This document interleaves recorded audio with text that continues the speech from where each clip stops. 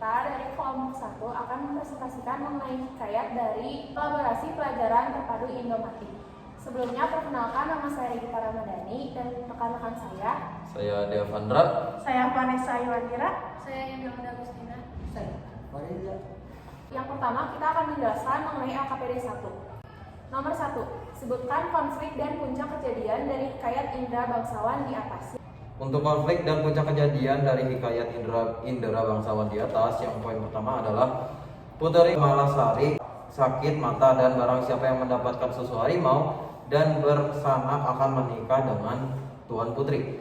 Kesaktian si hutan telah kembali seperti dahulu kala. Poin ketiga, kesembilan anak raja menemui Indra Bangsawan untuk meminta susu harimau, tetapi oleh Indra Bangsawan diberikan susu kambing, sedangkan susu harimau diserahkan Indra Bangsawan kepada raja. Untuk poin keempat, Putri Kemalasari pun sembuh, tetapi Raja Kabir masih bersedih hati karena harus menyerahkan Putri Kemalasari kepada Buraksa. Poin kelima, Raja Kabir mengumumkan bahwa barang siapa dapat mengambil jubah Buraksa akan menjadi suami Putri Kemalasari. Untuk poin selanjutnya, Indra Bangsawan berhasil membawa lari Putri Kemalasari dan mengambil jubah Buraksa.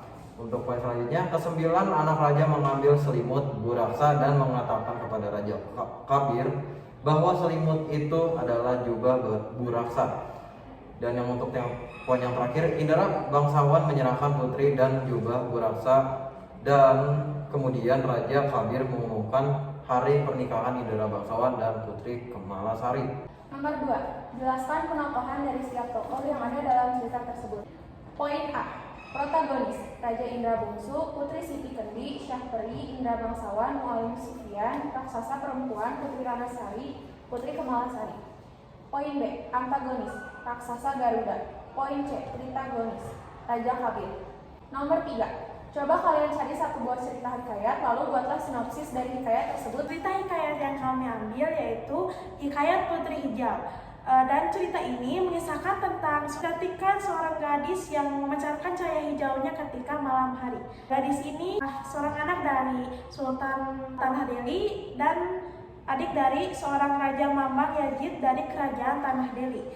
Kecantikan dan pancaran hijaunya ternyata memikat seorang raja dari Aceh dan ingin untuk memperistinya.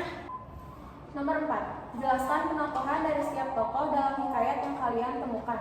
Dan penokohan dari cerita hikayat Putri Hijau ini, yang pertama, penokohan Sultan Delhi, yaitu baik, arif, bijaksana, dan sayang pada anaknya. Yang kedua, penokohan Sultan Aceh, yaitu keras kepala, tidak mau ngalah, gampang terpancing emosinya. Yang ketiga, penokohan Putri Hijau, yaitu baik hati, penyayang, teguh pada pendiriannya.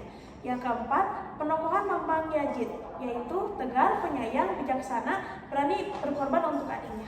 Yang kelima, penokohan Mambang Hayali, yaitu baik, pemberani, daya berkorban untuk adiknya. Nomor 5, dapatkah kalian menganalisis nilai-nilai moral dalam hikayat tersebut untuk diterapkan oleh pelajar seperti kalian? Nilai-nilai moral yang bisa kita ambil buat dijadiin pelajaran adalah yang pertama, seorang pemimpin harus mampu memegang janjinya. Yang kedua, tidak semua keinginan harus dipenuhi. Yang ketiga, cinta damai, anti kekerasan, tangguh dalam berjuang, berani dan kreatif. Yang terakhir, gotong royong, kerjasama, tolong menolong. Nomor 6, setelah kalian melakukan analisis, dapatkah kalian menjelaskan apa itu hikayat? Hikayat adalah salah satu bentuk karya Gloria Sastra, terutama dalam bahasa Melayu yang berisikan tentang kisah, cerita, dan dongeng. Umumnya mengisahkan tentang kehidupan maupun kepahlawanan seseorang, lengkap dengan keanehan, kesaktian, serta mukjizat tokoh utama. Sekarang kita akan mempresentasikan LKPD 2. Nomor 1, berdasarkan dua buah cerita yang telah kalian baca di atas, sebutkan beberapa perbedaan antara keduanya. Perbedaan hikayat sama cerita pendek atau cerpen. Hikayat pengarang anonim menggunakan alur berbingkai. Tokoh-tokoh dalam cerita memiliki kesaktian, kemustahilan. Dari segi cerita, kalau dari cerita pendek memiliki satu tahapan alur, hanya menceritakan satu kejadian atau suatu peristiwa saja, hanya berfokus pada satu tokoh saja. Nomor 2, Jika kalian sudah melakukan analisis, pada pertanyaan nomor 1, jelaskan apa saja yang menjadi karakteristik dari hikayat. Menggunakan alur berbingkai, tokoh-tokoh dalam cerita memiliki kesaktian, kemustahilan dari segi cerita. Nomor 3, analisislah karakteristik hikayat berdasarkan pada jawaban nomor 3 di LKPD 1. Memiliki nilai moral yang baik, mustahilan dari segi cerita, menggunakan alur berbingkai, tokoh-tokoh dalam cerita memiliki kesaktian. Sekarang kita lanjut ke LKPD 3. Analisislah kata arkais dari hikayat yang kalian pilih. Inang yang bermakna perempuan yang merawat atau menyusui dan sebagainya, anak tuannya atau seperti anak raja atau anak pembesar. Yang kedua, jambon atau maknanya merah jambu, merah muda atau tentang warna. Yang ketiga, ayahanda, maknanya adalah ayah. Nomor 4, ibunda, maknanya adalah ibu. Nomor 5, mambang, maknanya makhluk halus yang menurut kepercayaan sebagian orang membinasakan manusia. Nomor 6, sendat, yang bermakna terhenti. Nomor 7, prameswari, maknanya wanita yang memiliki kedudukan yang tinggi. Sekian yang bisa kami sampaikan. Mohon maaf bila ada salah kata. Assalamualaikum warahmatullahi wabarakatuh. Kak, ada sedikit quotes buat kamu. Iya, buat quotes buat kamu.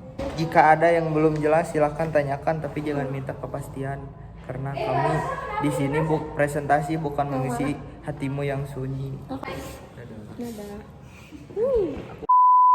Masuk sianya. Ini kepala email. Kecantikan Sakit mata dan barang siapa yang mendapatkan susu harimau. Dan Kibil. LKPD hikayatnya mana? Ini berarti ya. Terus bentar.